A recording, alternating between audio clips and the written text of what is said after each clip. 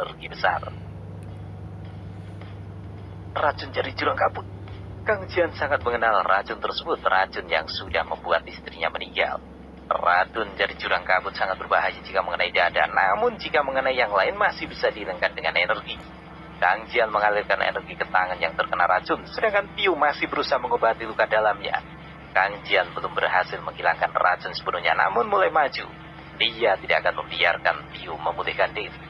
Piu kaget saat menyadari Kang Jian sudah menyerangnya. Dia mengumpat dalam hati, kemudian berusaha menghindari serangan Kang Jian.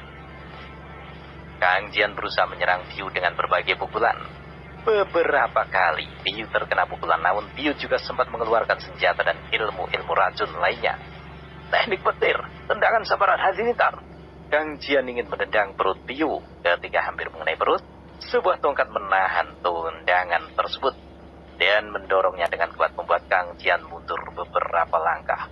Pulihkan dulu kamu, biar aku yang menghadapinya.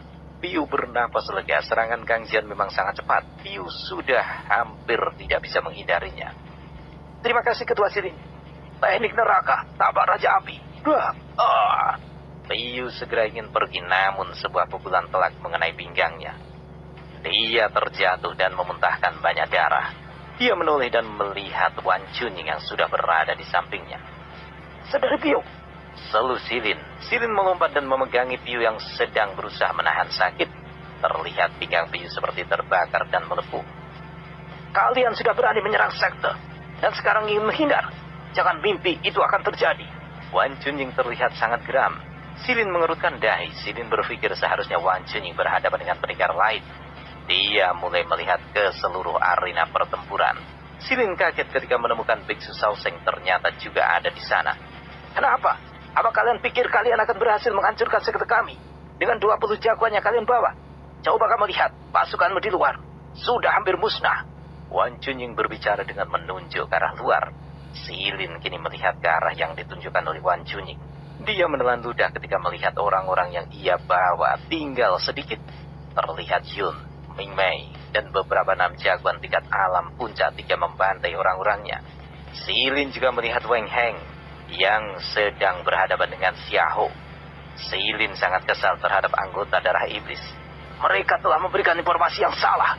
Tuman Silin, informasi kalian agak tepat, namun kalian menyerang tepat ketika seluruh sekte aliran putih melakukan pertemuan. Kang Jian menyayangkan dan menggelengkan kepalanya dengan pelan. Sekarang di sini dari pihak kami sudah ada hampir 40 jagoan. Bagaimana? Apa mau dilanjutkan? Kang Jian bertanya dengan menaikkan sebelah alisnya. Sial, sial.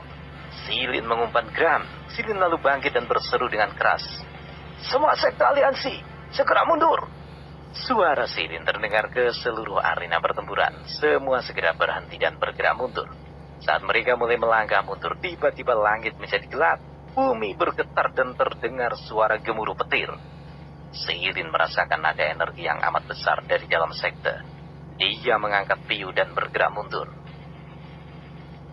Jia Heng, Lui Jin, dan beberapa ratus murid berhadapan dengan ratusan kelompok karena musuh hanya memiliki kekuatan tingkat bumi awal 1, jadi bukan masalah buat mereka.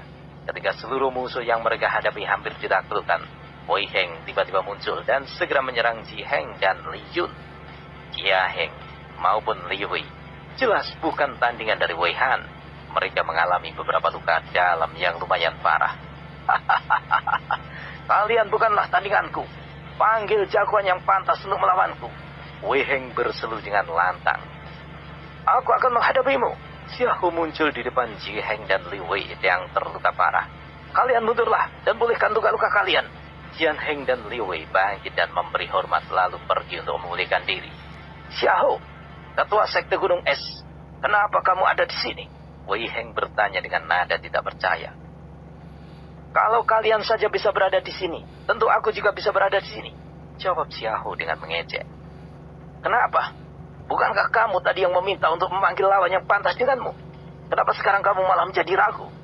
Wei Heng segera menoleh ke seluruh tempat pertarungan. Dia curiga kemungkinan masih ada sekte aliran putih selain Xiao yang membantu. Wei Han, Lotus setelah melihat Yuan dan Ming Mei juga sedang membantai orang-orang yang berada di luar. Wei Heng juga melihat Biksu Saoseng yang sedang bertarung ditemani 5 jagoan dari sekte menengah. Bagaimana mereka tidak mengetahui tentang ini? Batin Wei Heng. Xiaohu mengeluarkan energinya terlihat seperti asap halus namun dingin. Sedang Wei Heng juga mengeluarkan energinya berwarna merah. Terasa auranya sangat panas keluar dari tubuh Wei Heng. Aura mereka berdua berbenturan. Beberapa mayat yang tergeletak di samping mereka berubah-ubah. Ada yang menjadi beku, ada yang terbakar. Seluruh area selebar 10 meter menjadi panas dingin akibat efek energi mereka. Semua sekte aliansi, segera mundur. Xiaohu dan Wei Heng siap menggunakan jurus mereka, namun tiba-tiba suara silin terdengar lantang. Wei Heng segera menahan energinya, begitu juga dengan Xiaohu. Sepertinya kita bertarung di lain waktu saja. Ketua aliansimu juga terlihat takut. Xiaohu memprovokasi Wei Heng. Wei Heng sangat geram mendengar perkataan dari Xiaohu. Dia ingin menjawab namun membatalkan. Wei Heng melihat awan yang tiba-tiba menjadi gelap. Bumi bergetar dan petir menyambar ke berbagai arah. Wei Heng berkeringat dingin ketika merasakan energi yang sangat besar keluar dari dalam sekte. Kekuatan apa ini?